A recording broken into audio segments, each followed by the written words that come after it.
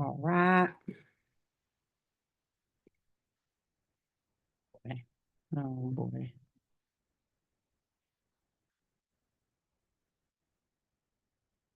We'll get started here in just a couple seconds. Trying to figure out how I authenticate into my platform. Hope this is the right one. That looks about right. Oh my gosh, am I streaming right now? Oh my gosh, I am. All right, awesome. All right, so I have to turn all these on. Let's see here. How's it going, everybody? Oh, let me reconnect. I gotta reconnect some of these real quick. Thank you. Oh, no. Okay. Thank you. It's little. The one you bought me. You said look on the bed and I didn't see it. Okay. Sorry. Thank you. Hello, everyone. All right. Looks like we are streaming almost everywhere. All right. We are good to go. All right. Welcome. Hi, everybody. Fun day today. Sure. I will record our audio. Oh my gosh, no, don't join any meeting. All right, we got some chats. Hello. If once you head in and you are here live with me in the Zoom, go ahead and say hi in the chat. Get your fingers ready. We might have some fun conversations today. I am here in not so sunny South Florida, but I'm headed to Scottsdale, Arizona today. So that's super exciting. Julia, good to see you, my friend. Welcome, everyone. Adam's in the house. Hello. Awesome. So Adam, Julia, Kirk, Tara, William, good to see you.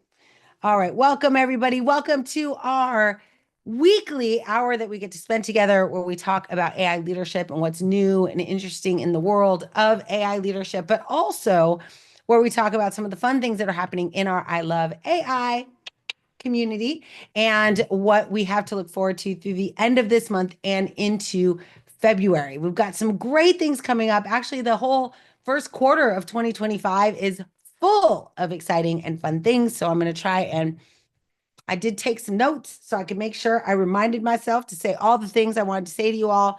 As we go through, if I say anything that you have questions about or comments about, please don't hesitate to raise your hand or more importantly, throw it in the Q&A so I don't lose it. If you ask it in the chat, I might not be able to find you. So Noelle is here. Welcome. So great to see you all. Yeah, oh my gosh, there's so much stuff going on. So I always like to start these calls first by giving you a little bit of knowledge of stuff that I have done. I actually want to practice something with my cool technology. I think I said this last time. I never did quite do it, but that's because I'm not on the right device to do the test. We'll do it next time. Yes, I'm so glad you made it, Julia. I know it's in the middle of the day, but that's why at least we do it at the same time. So hopefully, if you ever can make it, you know it's at the same time every week during the holidays, meaning during Christmas, Thanksgiving, Easter, and 2 weeks during the summer. We may have some adjustments to the schedule, but the other 43 weeks of the year, we are 100% on, we try to do it every time, the right time, same place, same, what do they say? Same bat time, same bat channel. So thank you all for being here. And what I thought I would share with you today, I actually shared some really cool stuff in the AI Leadership Institute call. I don't know how we came to it, but we were talking about kind of the top 3 questions that happen once you build a POC. And so I shared that with that organization, like that community. It's recorded. It'll be in the community. So for those of you there, you should go take a look at it. I think those 20 minutes were like gold. I mean, I kind of lost track of time sharing some of those really hard learned lessons. But today I figured because not everyone is at the level that our AI Leadership Institute members are at, not everyone's implementing or, already very well aware of RAG architectures and generative models. So I thought I would spend a little bit of time today that I could carve out and share with the community later in the form of like a replay, or maybe I'll cut it out and put it in HeyGen. But one of the things that I am doing right now is I'm being asked to come in and talk to clients. And last year, I was asked to talk to 90, well, no, I shouldn't say that. I was asked to talk to a lot. I said yes to 90 different events last year, around the concept of like, what is this thing, AI? So my talk track was very much kind of the introduction to artificial intelligence and bringing AI into your organization. And in my keynote, my top three questions that came out of research that I had done as well as Microsoft had done and that the IDC reported on was like, what are these questions that executives are asking? And how do we, what is the most important thing to kind of be thinking about right now? Now, I don't know if you've noticed, if you're in my algorithm and you are, if you have trained your algorithm as I have trained mine, I didn't really, but I get lots of content around the world of agentic AI. It is the new buzzword. It is the 2025. And it's weird to have a new thing like 16 days in or 17 days into the year. Like it is a very strong message. So I want to talk a little bit about that, but more kind of the evolution of it. So the number one question that I often get when I go to an organization before I've even gotten on stage, when they're just trying to figure out, can I help them, is like, how do I get an executive to say yes to this stuff? Like, how do we get funding to build this? So many of us are enthusiasts for AI. I mean, that's really what the I Love AI community is all about. We're all enthusiasts. We're super excited. What happens if you get excited about something and now you need to actually get funding so that you could do it for your job, or at least portion of your job could be dedicated to it? And I want to just share a couple of the strategies I've used in order to get AI projects off the ground, or at least to get some attention on the type of AI solutions that I want to build so that my organization maybe shifts some funding in my direction. It's been very successful so far. Now, of course, I own my own company, so I get to choose what I invest in and what I, invest in the people who work with me and my partners and my ecosystem. I get to make those choices. But for 28 years, that decision wasn't helped by me, and I had to influence my leadership. And so, I think, a lot of the AI leadership skills that you need is in the area of influence. And many of you will say, or I've heard you say to me, that you're not a seller, right? That you don't sell, that you are not a salesperson, you're an engineer, or you're a whatever, fill in the blank. I'm not sales, I'm this, whatever that is. And the reality is that we're all selling all the time. And AI specifically requires us to be persuasive with someone who may either be scared of the technology or may not truly understand the technology, or often a combination of the two. What's up, Osi? Good to see you. And so, what I want to share with you is the strategies I have used. And some of you have been through my courses, maybe will be familiar with this, but it also is a chance for you to ask some questions. But I always like to give you some value, right? Some education, some piece of. I have a podcast called Noelle's Notebook where I just pull a notebook. I mean, I have tons of notebooks. I'll just pull a notebook off the shelf and just read you a page of what's in there. And often it'll be a note I took at a conference or an idea I got. And so this is a page from Noelle's notebook around how I got and gained traction for AI work in different environments or different scenarios. So, the first thing, as a principal, I became someone who, of course, this is the theme of I Love AI, of our community, is we learn by doing. We don't just, watch YouTube. We don't just watch Twitch live streams or TikTok. We don't just scroll. We actually put our fingers on a keyboard and we implement. Pardon me.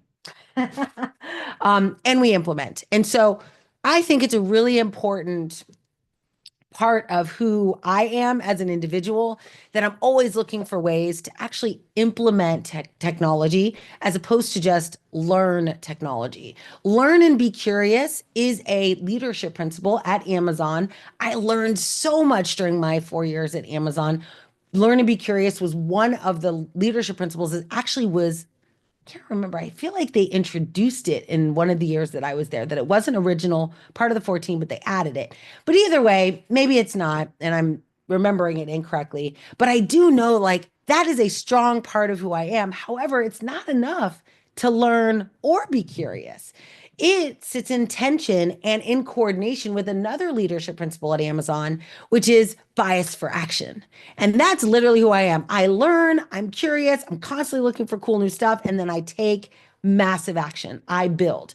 So many of you know at Amazon Alexa, I mean, I've done this multiple times in my career. I did it at VMware when I was learning about virtualization and middleware. I did it at Amazon Web Services when I learned to be a cloud architect. Like I identify an area of interest, which you will do now in the world of AI. You're going to have to pick a lane so you can separate the wheat from the chaff, the noise from the signal, right? So you're going to have to pick a area you want to focus on and then not only learn and be curious in that area but take massive action. So at Alexa, when people around me were building one app, maybe two apps, I built over 100 apps. Like I over indexed on building. The benefit of that is, yes, of course, I built a lot of applications. I got millions of users to use them, which I never would have dreamed would have been a thing that I would ever say because I'm not like an indie app builder. But that's what ended up happening as a result. But what I got from it was I got hundreds and thousands of human hours building. And I struggled. I broke things. I fixed things. I then, when I went in front of, and that is in the first year of Alexa, I spent another 3 years talking to clients. And when I would go into those clients, I'd be like, oh my gosh, yeah, I ran into that problem. Here's how I fixed it. Oh, yeah, I remember. Oh my gosh, that was so frustrating. I could speak with complete empathy for their struggle, but I was on the other side. I could provide them the epiphany, right, Cynthia? Like I'm like, oh, I know your pain. Sometimes we say that and we don't actually know people's pain. It is true. Like you can tell the difference when someone's like, oh my gosh, and how can you tell the difference? Because they actually give you a solution you can use. And this is why I believe in the philosophy of being a solutions architect. Always be thinking about and inventing on behalf, innovating on behalf of your customers or whoever you're trying to convince. What do they need right now? So I'll take it from a couple different lenses and I've built for all of them. One is for a client, right? So a client comes to me and says, this is a problem we need to fix. I immediately start, hopefully, I've already done my homework. I've already put in the reps so I can pull from that experience to help build a solution that'll be helpful. But I also implement my learn and be curious. I find out about their organization. I listen to their earnings calls. No one listens to earnings calls unless they're like financially obligated or legally obligated or employment obligated to do so. But you know how much you learn from a company's earnings calls, their vibe, how they talk about things, the problems they admit to, whether that's the whole story or not.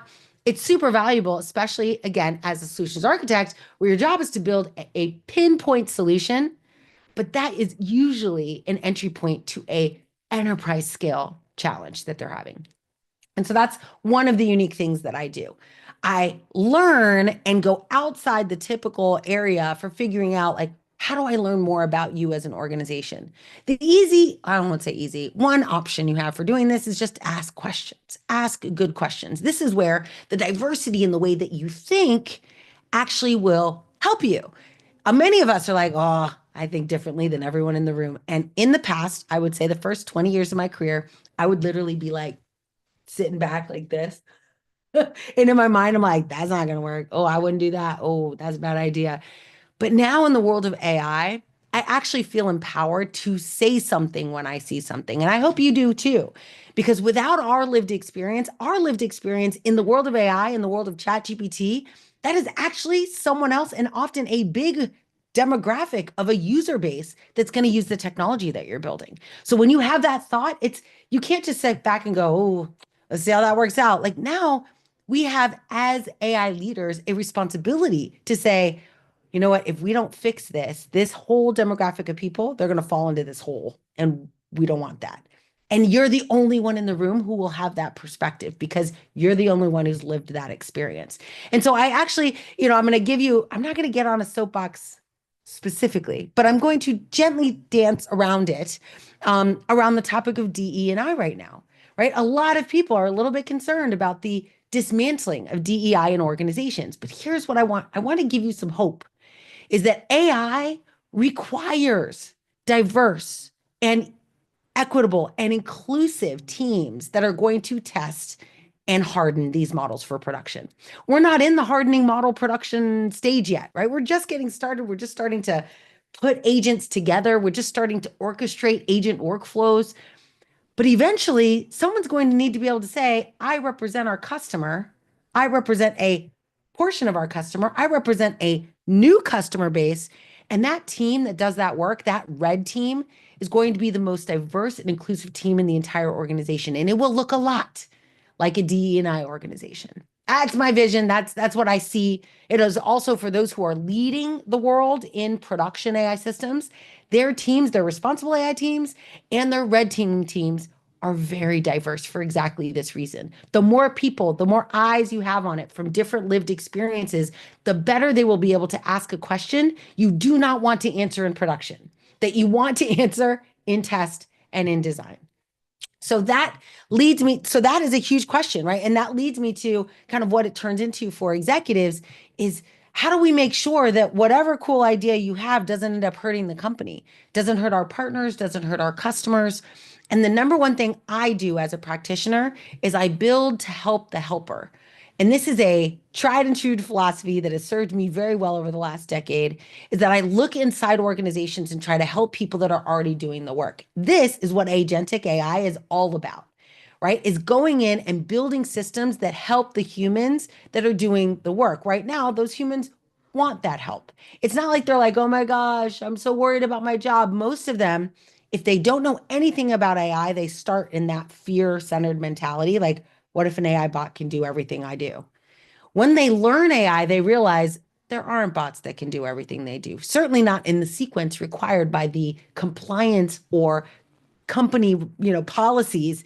Like there are human processes in place that make it very difficult to create a completely autonomous system. I mean, ask Tesla. Like complete autonomy is very difficult to achieve. And we're just getting started. So even if that is the end goal, right now, we need to help the helpers. And that's how we gain traction internally. So what I ended up doing in the organization that I helped build is that we ended up looking at internal organizations and finding out where the friction was.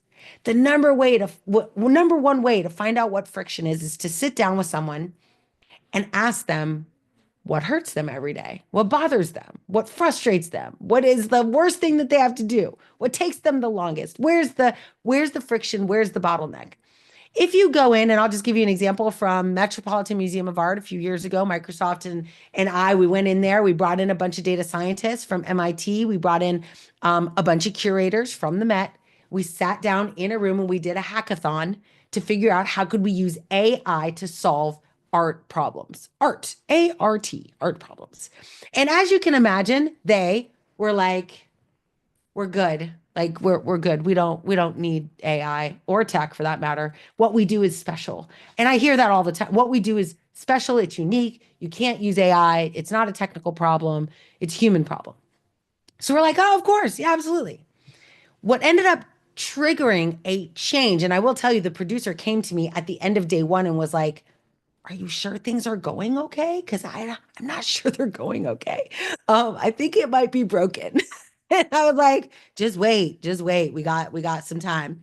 And so what we ended up doing, and this is what truly becomes the art that you will have to master in the world of AI, is we need the person we're building for needs to trust that what we're going to do will actually help them. And I'll give you an example. So when I was at Amazon Alexa, the year it launched, 2014, in November, November was a crazy month for me that year. November 1st, I gave birth to my third child. Yay! November 6th, Amazon Alexa was born, meaning it went into market. I had already been working on it for 9 months, but it also was birthed that same week. Then 2 weeks later, my dad, a Marine running across the Mercer Island Bridge in Seattle, gets hit as a runner, gets hit in the middle of the road by a car. He's now in the intensive care unit. So now I've got my dad in the intensive care unit, a brand new baby. So I'm in the intensive care unit with my dad and my 3-week-old baby, and I'm launching a brand new product. Um, and so when people came up to me, and they did when I went back to work, how are you? How's everything going? Anyone want to guess what I said back to them? It's fine. Fine. It's good. It's all good. Was I good? Look, my cat's like, are you okay?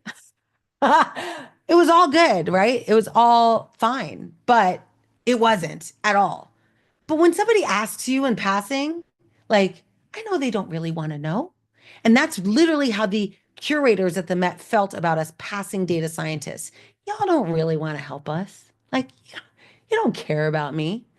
But here's what happened that week at Alexa is someone, one of my friends, stopped me in the hall at day one and said, put their hand on my shoulder and was like, but no, really, like, how's it going? Like, are you okay? You just had a baby. Like, that must be tough. And you know what happened? I like lost it. I was like, and then this happened, and then this happened, and then this happened, and then I went into this, and I just like unleashed all of this very authentic friction in my life on this person who had the audacity to stop, hang out with me for a few minutes, put their arm on my, hand on my shoulder and ask me truly. And I believed that they wanted to know. And it was the most therapeutic thing ever. I know, right? It was the most therapeutic thing ever. And as a result, now she, of course, could help me and it all worked well. But leveraging that lesson of like sometimes we don't tell people what we really need if we don't trust that you actually are listening. And in the world of AI, when you're building AI solutions, you need that trust to build something for them. So there's a phrase in accessibility, never build for us without us. So if you're in an accessibility community, my son is in a Down syndrome community. I wanted so many times to build a Down syndrome app, but I'm not a person with Down syndrome. And my son is now 18, he will tell you.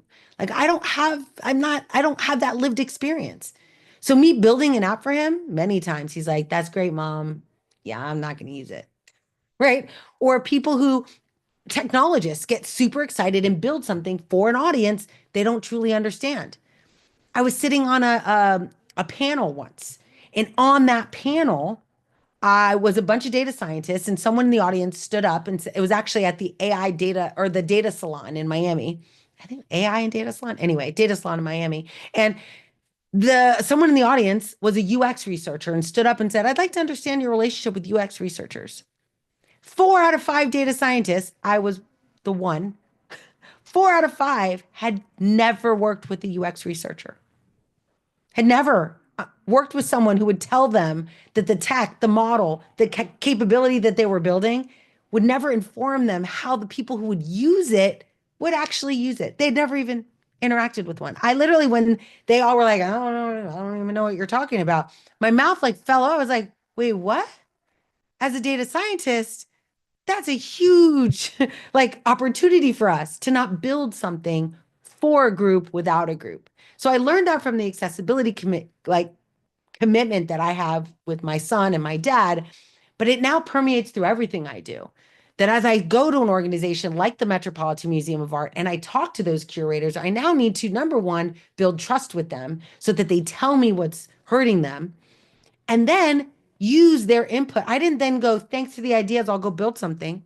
We sat side by side for another 24 hours. We built 17 projects. 2 of them became so popular. One of them made it to NBC Nightly News. If you go to my X or Twitter page, my pin post is the day that that went live because they promoted a video, a longer video where I got to talk about my son. And that part was truncated in the one that went live on NBC Nightly News. So creating this as an AI leader, yes, of course, it's about the model and it's about the tech. We ended up building a GAN that generated art. This was all before, before ChatGPT launched or Midjourney or any of these models. But at that time, it was a struggle because without that trust, those curators were like, that's not art. You can't use AI to build art. Like that's not art. You can't call like that was literally the friction. They didn't even quantify, they couldn't categorize it as art in their mind. By the end of our hackathon, they realized that the artistry actually can come in different formats from the art we use to train a model to the art of configuring a model to demonstrate, like in a GAN, to actually generate the images and transform the images. So it opened their mind, but none of that would have been possible unless we got the team to actually go, oh, you actually do care about our outcomes. So we built a model for the Metropolitan Museum of Art that allowed people with special needs, shocker, to navigate the Metropolitan Museum of Art. Eventually, it was then also we did it for the Louvre, we did it for MoMA, and so these different museums, it's very difficult for someone with cognitive disabilities or physical disabilities to kind of walk around for hours and hours on end, something that I used to love to do. So, how do I get them to have an equally enriching experience without having to use that UI, if you will, that user experience? So, it was really good. But that trust, I think, became a core component of how I built everything after that. So once you know that you have to build trust, now I'm in a company, I'm creating a brand new generative AI practice. We need our CEO to go, oh, I like what you're doing here. I want to give you more money. So what's the first thing we'd want to do? Build something, remember, help the helper, build something for the CEO that makes the CEO's life better, where that CEO looks at it and goes, okay, that's pretty cool. And again, in order to do that, you either have to have a great relationship with the CEO, which is hard to do sometimes, but you can become close with their direct reports. What do you report on? What are you trying to give back? How often do you do that reporting? One of the flexes I did in demonstrating to a CEO that we wanted to build for them is that we created the ability for them to move from monthly reporting to hourly reporting. It's not even real time, it's hourly, so it's still not real time. But it seems like real time because the CEO is not going to look at that report every hour. Anytime they look at it, it seemed new to them. They're like, whoa, it's already refreshed. There's already new data. I know what happened this morning by 3 o'clock in the afternoon. We invented use cases that served the very person we were trying to convince.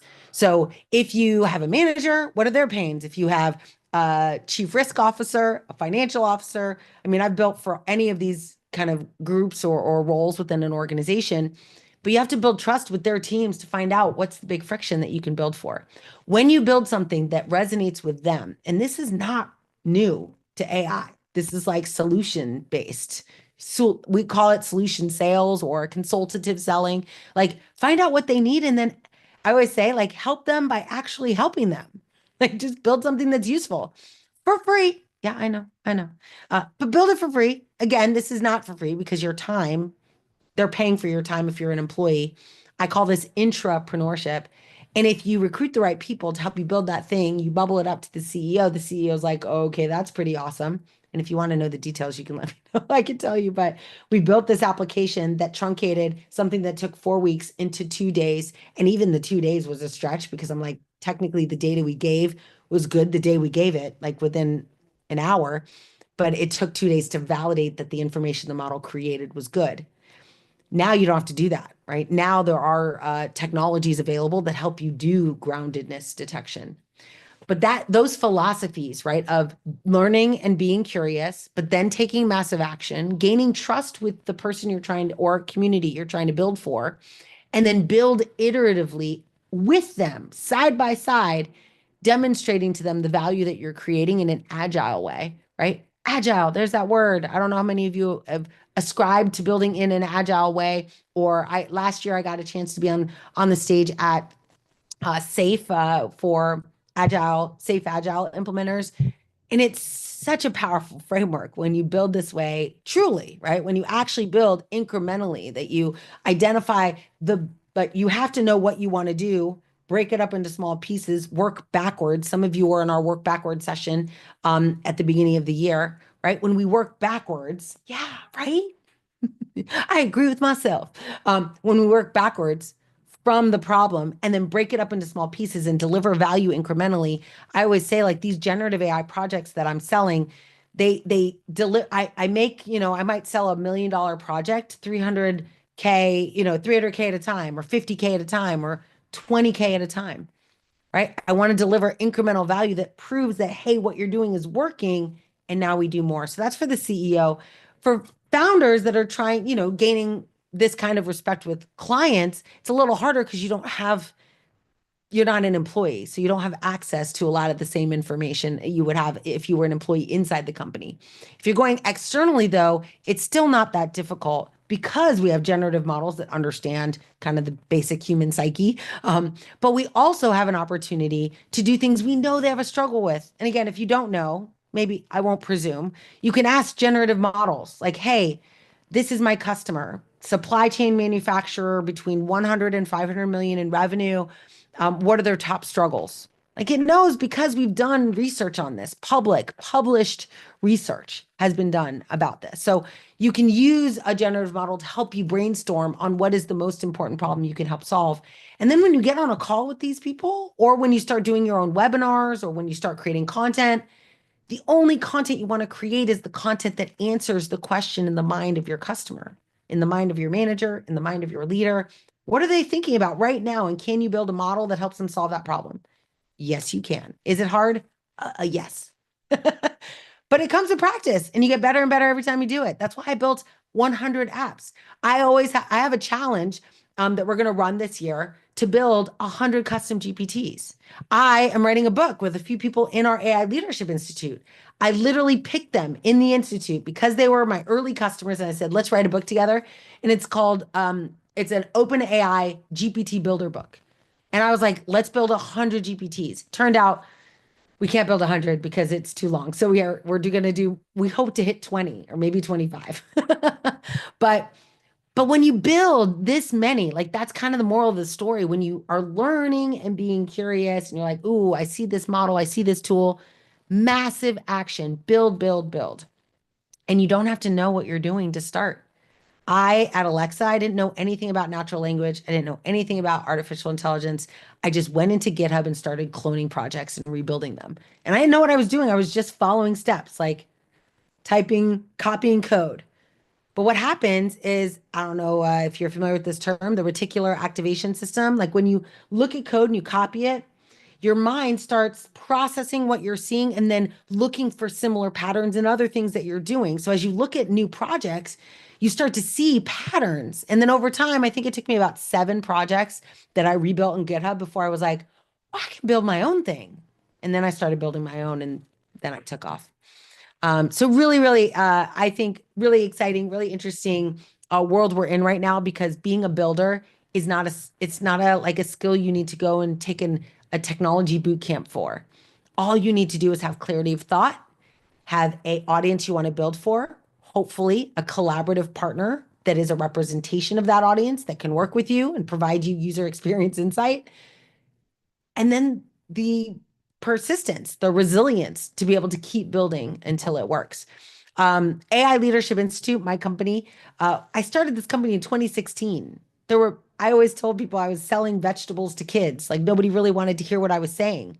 And now I'm coming into my own, but that's literally how it works is that you start something, no one's listening. It's called the Valley of Death.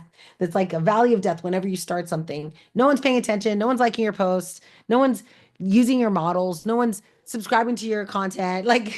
And then all of a sudden you start to gain traction through consistency, through persistence, through resilience. And then what's really the reality of it is you actually get good at the thing.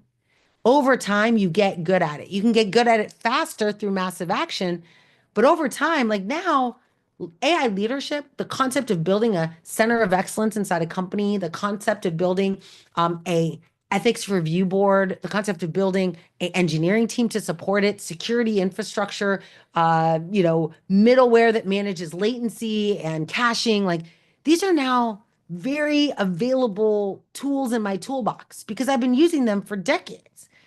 Like that is how you end up, but it has to start with, oops, I don't know that. Like that's how I always say everyone starts at awful before they get to awesome.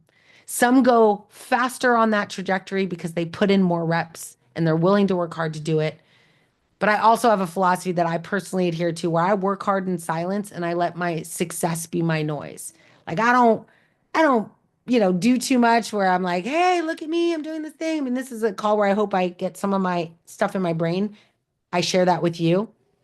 But the reality is that I work really hard when no one's watching in hopes that I build something useful. A company invests in it, buys it, has me build it for them. And then the world sees that. And that's been true my entire career. So I used to build enterprise Java code for the largest companies in the world. And people would always ask me what I do. And I'd be like, well, Bank of America? And then they'd be like, yeah, you built the Bank of America website. I'm like, well, not exactly that, but the speed at which you are able to do a transaction, yeah, that was me. Right. And so my success was in the actual application, the usage. And with AI, that would have taken me 3 years to do. 20 years ago. That is available to do in a day. I mean, I can build an entire system end to end in a single day at a company. I can't put it into production because that's when all the work comes in of validating it, testing it, right? User experience, all of that. But the work it takes to actually build the scaffolding to set up a project to deliver value for your customers, for your company, for your team, there's never been a better time to be able to do that quickly. So it allows us to focus, I think, on bigger and better questions and problems. So hopefully you found that helpful. That's like my AI leadership tip of the day. Is kind of the process by which I have acquired clients, that I have gotten jobs. I mean, even to get the job at Alexa, like I didn't get the job and then learn Alexa. I was on GitHub building Alexa apps before I got that interview. And so similarly now, if you want to work in AI, be building an AI every day. Build models, post them on GitHub, post them on, create a school of your own. I have a school community, a couple of them. Create a school. Get people, say, I built a model. You can use it if you join my school. I'll teach you how I did it. Like create a Twitch channel, a YouTube channel. It doesn't actually matter if anyone listens. Like that's it, the vanity metric of followers and likes and comments. That's not the goal. The goal is to generate enough confidence that you can say out loud, you do this thing and you're good at it and you've tested it. Remember how we started the conversation, right? Like I want to be able to say, oh my gosh, that problem you're having, I had that same problem. I built 200 of these applications. I've created, all of us should have at least 50 GPTs under our belt, which means going through the 5 Ps of prompt engineering. So that leads me to some updates. If you have any questions or comments, please don't hesitate. You can either throw them in the chat or, hey there, or you can throw them in the Q&A section so I don't miss them. But I think hopefully I'm going to go into a couple updates. And if you have questions on that as well, we have really exciting stuff coming to both the AI Leadership Institute as well as to the I Love AI community. So I'll start with I Love AI because I'm dressed for it. I'm about to head out on a plane. In about 20 minutes, I'll be headed out of my door, hopefully on time. So if you got questions, now's the time to ask them. And you could just raise your hand in the Zoom if you want to. I can unmute you and bring you up and you can ask your questions. But one of the things that we're doing in the I Love AI community is that February is Love Month. And in my case, it's Why I Love AI Month. So the 9th through the 14th, that whole week from 12 to 1:30, we will be doing a special event every single day to help build and qualify your knowledge in the world of AI. We have a day dedicated to building a career in AI. That is going to be on Thursday. I'm going to be delivering a session inside a Maven course, partnered with 5 other professionals, and it's about how to get a job in AI. So that will be one of our days. And that is always, last year we did the same thing. We had one day dedicated to career, one day dedicated to building a company, because some of us are in this moment, which I was at a year ago, where I was like, do I start my own company or get another job? And today, it's easier than ever to kind of make that choice. I'd say 5 years ago, I didn't even really think too much about going to my own company. It was easier for me to get a job. But now, with the friction associated with getting a job in this market and the like separating the noise out as a hiring manager, knowing who's telling me the truth and who's lying, like it's very difficult. So hiring processes are taking longer. There's more applicants because more people are, laid off. Like we have a bunch of different economic variables that are impacting kind of getting a job. So I encourage you, like one of our days will be focused on what if you decide to just go out on your own? How much would it take for you to make a 6-figure income, 200, 300, 400K without actually getting a job? And so I will share some of my strategies on that. On Tuesday, hopefully, one of the days, but I think it's going to be Tuesday, we've been selected, AI Leadership Institute was selected as the agency of the month for an organization. So I'm super excited. We're going to be announcing that. They're going to be collaborating with us on content, and you'll get a chance to build an agentic AI system on that platform. So really excited to do that. You'll get an agentic AI workshop certification if you choose to do the work. So you can attend, everyone can attend, but in order to get the certification, you actually have to do the exercises. And then, as you know, you'll have to deliver a video training me on what you learned. And this is a big part of what differentiates us in the AI Leadership Institute is that whenever you take a live learning lab or a certification through the AI Leadership Institute, the way we qualify your experience is not, did you watch the videos and did you pass the skills, assessments, the knowledge tests at the end? It's more about, can you say out loud that you did the thing that you did? Can you describe it? Can you talk about it? Your ability to communicate those soft skills that they say is your superpower in the like from now on. Like a lot of people are going to say they can do a thing even if they've never done that thing. And your ability to actually talk about what you've really done is going to be incredibly important to your ultimate success. Hopefully, that will get you in the habit of actually producing content in the world outside of your certifications. But this is my little push, my little nudge for you to learn how to record you don't have to, it doesn't have to be your face, but it has to be like you talking about what you did, demonstrating your product. And this is a skill I found. Once you learn it, it allows you to get known in the world. And it's really, really important. Thanks, Shar. Thank you so much. Yeah, exactly. Oh my gosh, Yara. Yes. Helping people that are either jobless or in transition or have a job they hate. I mean, that's kind of, I feel for them too. Like a lot of us, I have a class that I teach called How to Get a Job in 72 Hours. So if you're jobless, you can get a job in 72 hours. Like I can guarantee it. Some of you are already there, like, well, what job is that? Whoa, whoa, whoa. I don't want every job. I don't want any job. I want like the job I want. And so I think it's an important realization, right? Like we have a choice. Like we can go get a job that I can show you how to get a job in 72 hours. That not difficult. It's just you may not want that job. It may not be in a field that you care about. Most of the time when I teach people that course, at the end they're like, but I don't want to do that work. I'm like, yeah, but you could if you really want to.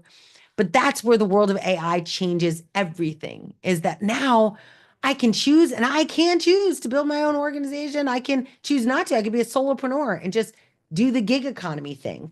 And there are ways to do this really successfully. So we're going to take the week. I'm also going to be partnering with an organization called The Source. I met them at the Startup World Cup, it was called Startup World Cup. I was one of the sessions at the Startup World Cup. I met them there. Yes, The Source, you would know, Yara, because they're here locally in Miami. So we're going to start hosting generative AI for professional classes at The Source. And again, to your exact point there, Yara, like being able to help people, specifically underrepresented people, like people like me who came from Homestead, Florida, or came from Kendall, or these cities in Miami where your trajectory is not to go to Harvard or MIT or Stanford. Like maybe, but maybe not, maybe in Kendall.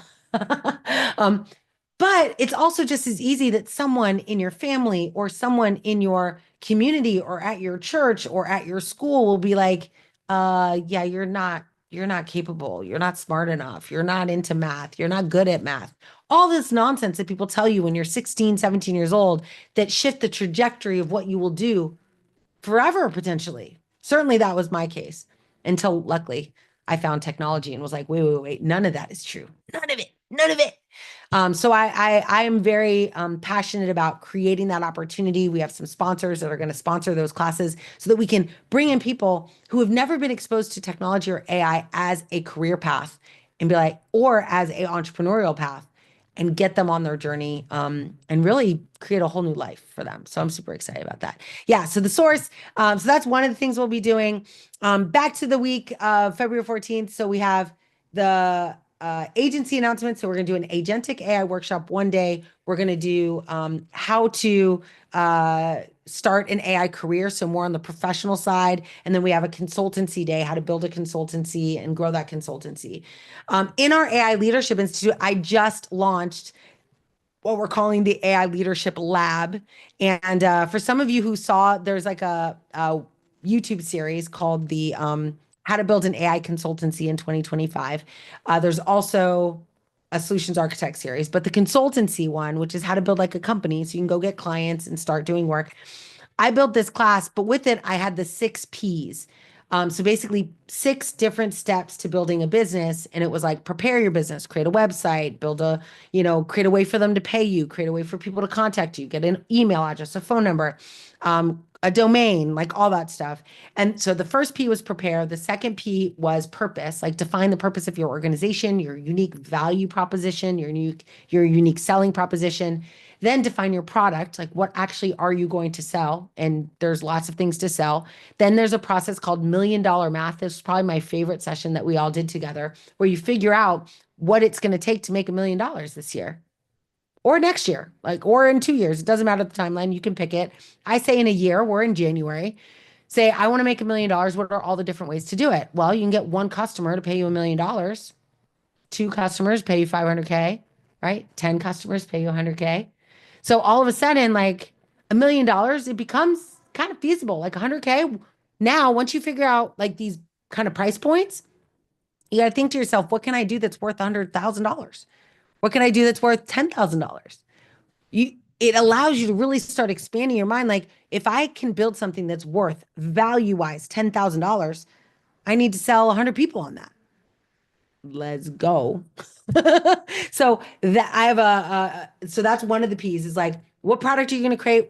So the next P is pricing, and then positioning and pitching, which is marketing.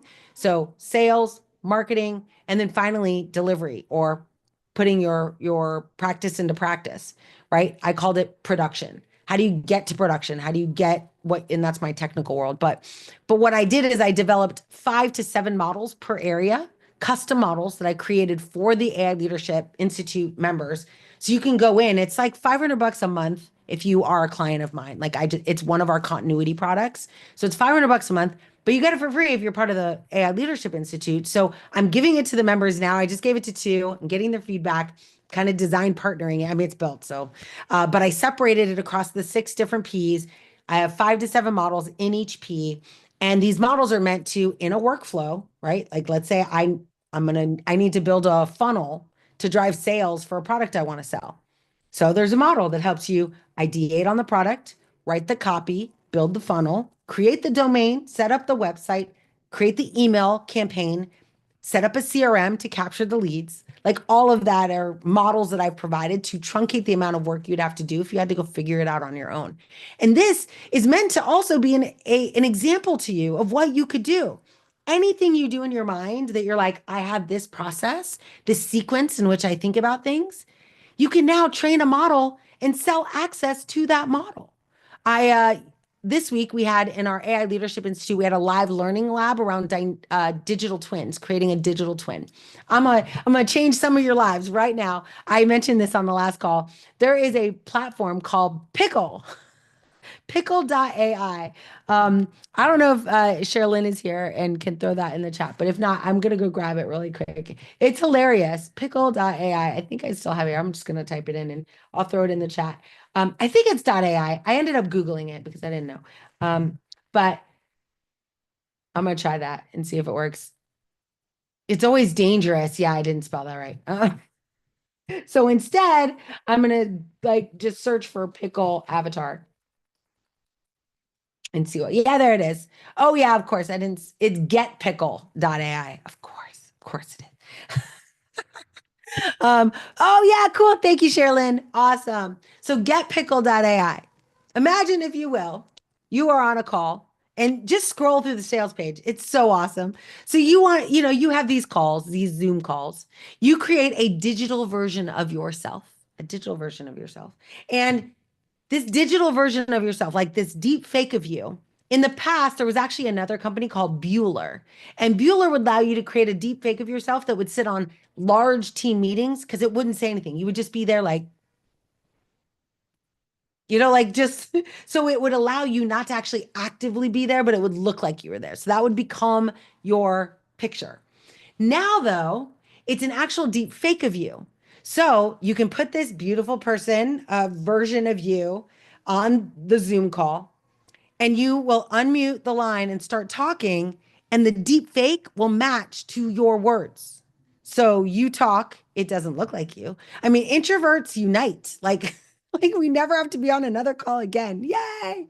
Um, but it's cool. Like what it reminded me of and why I mentioned it is that imagine again creating, we did this live learning lab that allowed us to create a digital twin of ourselves. So train it on all the content or articles or blog posts or anything that we've ever, any podcasts I've done or keynotes, I train this model on that, which I could do today in a text-based model. But then I put it in an avatar and allow someone to actually talk to me and get the advice that I would give them in person, but instead get that advice via avatar. Right. I'm an ENFJ. So yeah, and I don't think I am, but I apparently I am. But yes, exactly, Tara. Um, and blank NFJs love it. But I'm an ENFJ. But yeah, exactly. INFJ is 100%. Um, oh, exactly, Robert. Oh my gosh. So this is a clarification I also had to make because I have been doing digital twins kind of in the manufacturing space, like what you're referring to back in the day when we would actually digital twin a system or a ecosystem or a distribution center or a warehouse. This is actually digital twinning you, which the people who created this platform and called it a digital twin, I'm pretty sure were completely unaware that that word is already used in the industry. But that's why, I mean, you could do anything you want these days. But yeah, absolutely. So, but that's okay. Yeah, yeah, exactly, exactly. Yes. So anyway, but yes, interesting stuff. Like this tech is it's so fascinating. So I always like to introduce you one some leadership topics to be thinking about around what we talked about at the beginning, right? Learn and be curious, bias for action, and then empathy. Make sure that you have a user experience expert, somebody who understands. Never build a system for someone without that someone who represents lived experience. You might be that person. But like even me, I'm passionate about being a caregiver, but I would never build an app as a caregiver for my dad that I'm caring for. I would want to find out, at least maybe from a clinician or something, like what happens to people with traumatic brain injuries? Like, how does that work? And make sure I'm building very, very closely aligned with the people that actually know that demographic. Um, yeah, so you can check out the Live Learning Lab. Yeah, we have it in there. Oh, yeah, for sure, Robert. Yeah, the Notebook LM. Me too. So now I hope you don't. I almost bought Pickle and I stopped myself. Sometimes you got to stop the crazy. Like, do I need? It was very tempting, but I did not buy it. Maybe I'll figure out a way to get them to give me a copy for free. um, but it was very tempting. Like, and it's got a monthly thing, but I was gonna just buy the year. It was cool. So if I can introduce you to new tech that potentially will become a shiny button you go click on, you're welcome. But yeah, but Notebook LM is very cool, but it's also a bit dangerous. So I don't know what call I was talking to somebody, maybe it was a client, about this earlier this week that, when you go into Notebook LM, it says very clearly, first you have to log into your Google account. So it's grounded to a degree, right? Like it's in your tenant, if you will. But it says like in the, privacy statement as well as in the terms of service that it is guard railed, if you will, or governed by your Gmail account. But at the bottom of that terms of service, it's like, however, we are in beta and therefore do not guarantee any of this, like any of the terms of service. So basically, completely remove themselves from accountability for behavior of Notebook LM. And that's the danger, right? These are the types of things that I try to tell organizations that want to use cool new tools. I'm like, sure, but read the terms of service. And guess what?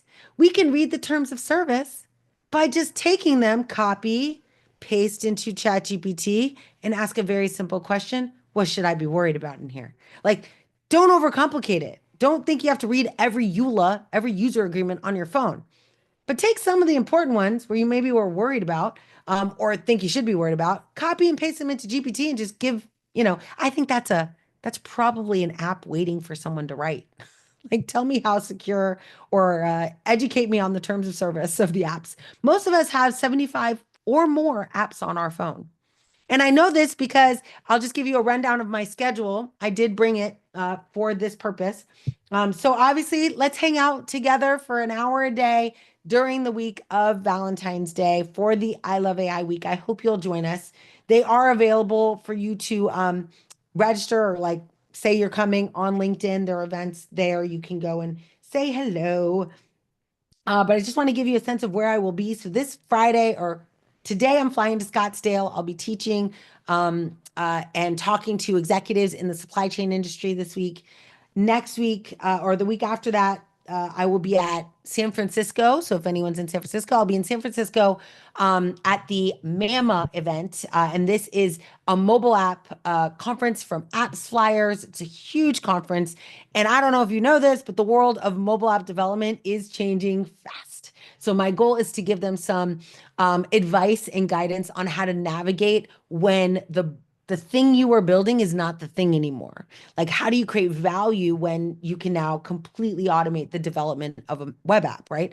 Now it's going to be more about knowing your customer and thank you, Noelle, knowing your customer and getting the data. Like it's going to your responsibilities, as with all of us. Whatever we do now, as AI comes to take away the mundane tasks, whatever we do now, we're going to have to reinvent who we are in a world where we don't have to do those things. And the sooner you start that reinvention process and that transformation process, the more successful you will be. So start like now, start today. Um, so I will be there, and then that is in San Francisco the week of the 28th. Then I will be, let's see, in February, just to keep you, oh, February 12th. Oh, yeah, I forgot to mention, I got an award from DCA Live, a company in DC. I got awarded one of their awards for AI and cyber leadership. So they're hosting an event. If you're in DC, I hope you'll come. I put it's posted on LinkedIn. There's also a link to grab tickets if you want to join me there. We'll be having a little party, a little soiree to celebrate all of the people who were given this award. Some of my favorite people, if you don't know them, Dia Wynn, she's a responsible AI expert over at AWS. Seema Alexander, she runs DC's Tech and Startup Week in DC, the largest tech and startup conference in DC that happens every year.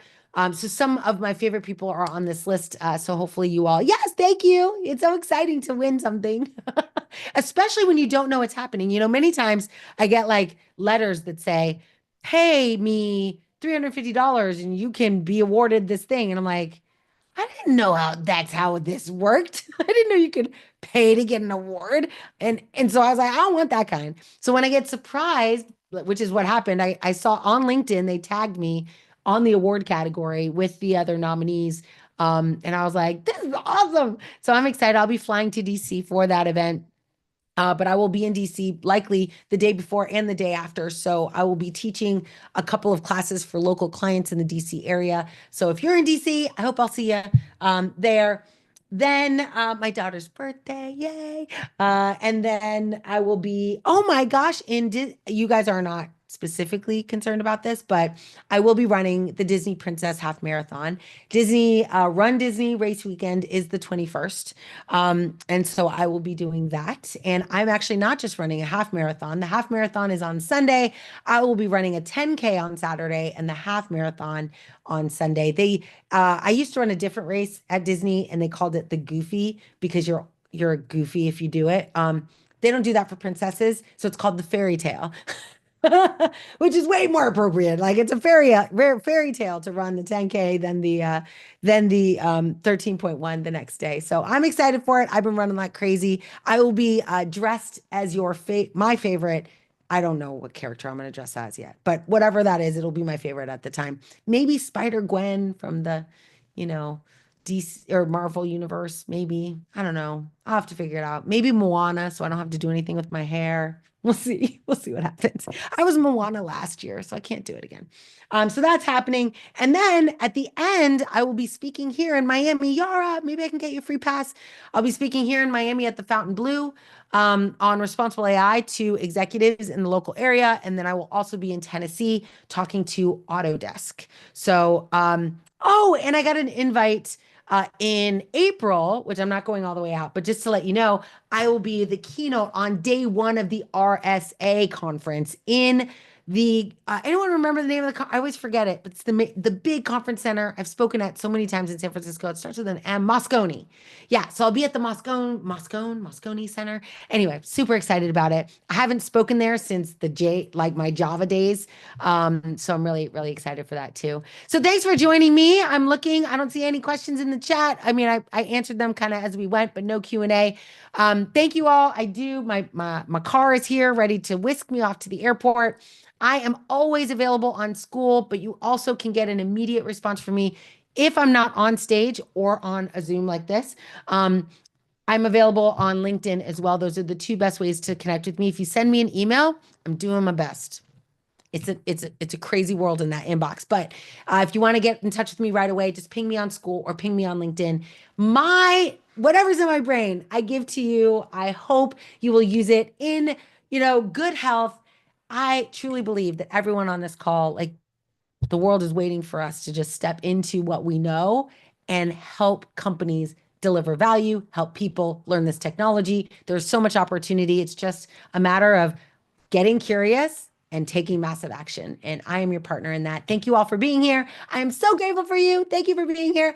I love AI. Don't forget, when we do this week, you're going to get your own t-shirt. If you join us, there's a VIP opportunity for you to get a t-shirt, and it's only given out in this week. So then you have to wait. A lot of people ask me, how do I get a t-shirt? I'm like, you either have to take a class from me live, which most people can't do, or you have to show up at this challenge. Now's your chance. All right. We'll see you all later. Thank you, everybody, for joining, and we'll see you next time.